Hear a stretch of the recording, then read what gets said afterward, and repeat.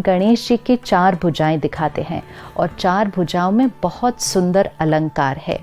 एक भुजा में कुल्हाड़ी है।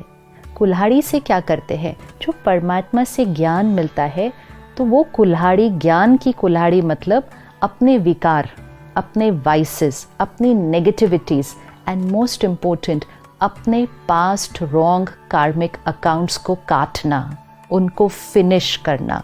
क्योंकि अभी हमें ज्ञान मिला है तो पास्ट का कोई भी कार्मिक अकाउंट आएगा, लेकिन ज्ञान से प्रेजेंट थॉट्स, प्रेजेंट बिहेवियर्स उस पास्ट के कार्मिक अकाउंट को काट के फिनिश कर देंगे। दूसरे हाथ में रस्सी दिखाते हैं, द रोप।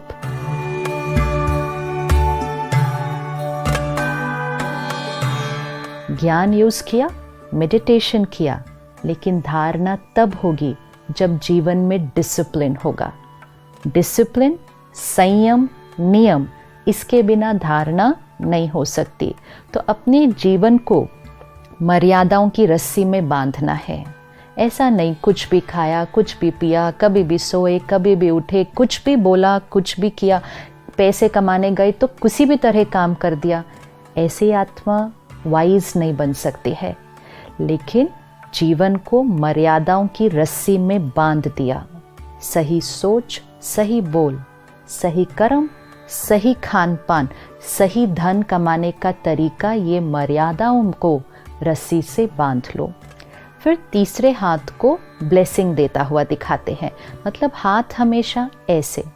आज अगर हम अपने जीवन में देखें, हमेशा सारा दिन हमें किसी से कुछ ना कुछ चाहिए होता है, और कुछ नहीं तो प्यार चाहिए, रिस्पेक्ट चाहिए, ट्रस्ट चाहिए, एक्नॉलेजमेंट चाहिए, अप्रिसिएशन चाहिए।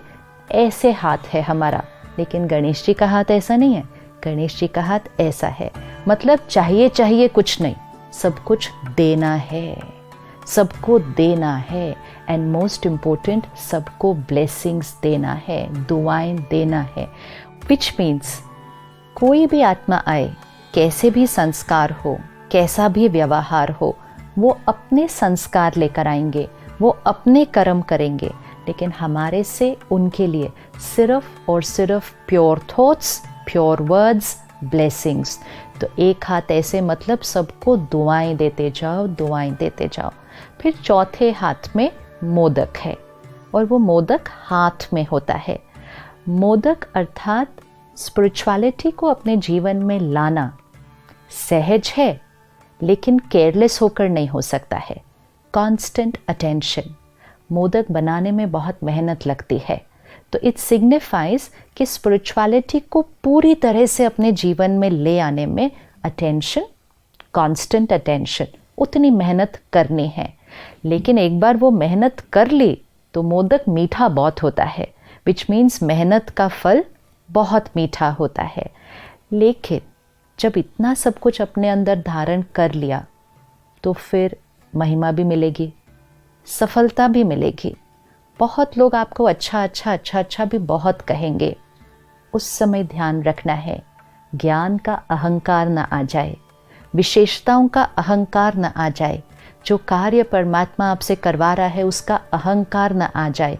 तो मोदक बन तो जाता है, मीठा भी बहुत है, लेकिन गणेश जी उसको खाते नहीं हैं, हाथ में रखते हैं, विच मीन्स सफलता मिलेगी।